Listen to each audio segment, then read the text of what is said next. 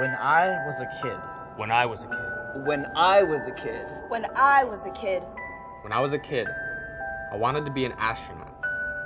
But the preparation provided by my primary education left me ill-equipped to compete academically at the secondary level, and in the process, my dreams of spacewalks were discarded, replaced with aspirations of making ends meet because there are no directed studies for students with interplanetary ambition, leaving my mission plan incomplete. How many others find their dreams unattainable? The least we can do is acknowledge that our young astronauts may not fly to the moon, but they can still shoot for the stars if we provide them with fuel.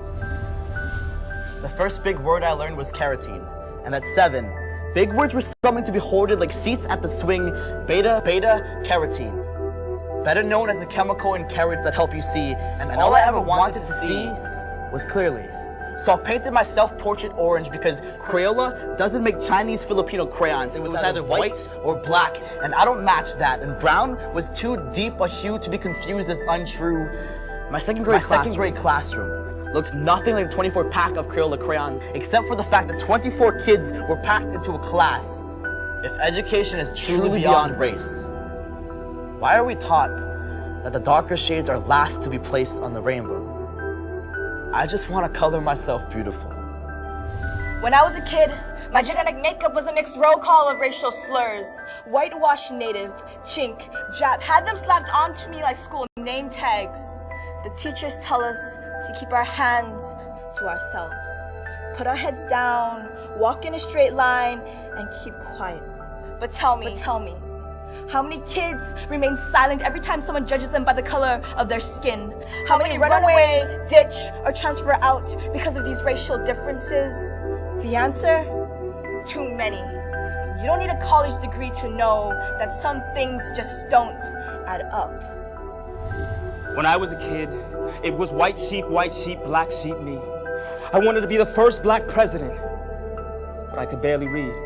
I spent a year in math sitting behind a Confederate flag while the rest of the kids got to choose their own seat. And while they learned how to spell their names in cursive, I was delicately placed in the back of the classroom to be the ringleader of my own personal circus. Here, I was told to color inside the lines and cut out papier-mâché starfish. And when the rest of the kids finish, then you can get started. And the only time I ever felt I was participating was when the other kids would argue whether or not my hair was real or it was made out of carpet. And I didn't understand because the only difference I could see between them and me was the fact that my skin was a little bit darkish. But what's a mother to do when her beautiful black boy comes home from school and says, "Mom, I want to be white"? Sometime in the midst of first grade, a bunch of us kids were diagnosed as colorblind. And so in art class, we spent our time finding new ways to paint old themes. We created rainbows laced with magenta and sunsets with turquoise beams, and it seemed perfect. We painted chartreuse people with purple eyes, and we called it beautiful. In our minds, all colors were equal, and since we couldn't tell the difference between red and green, the difference between black and white never felt right. And the only thing we knew about brown is, well, that's what you got when you mixed all the colors in the same pot.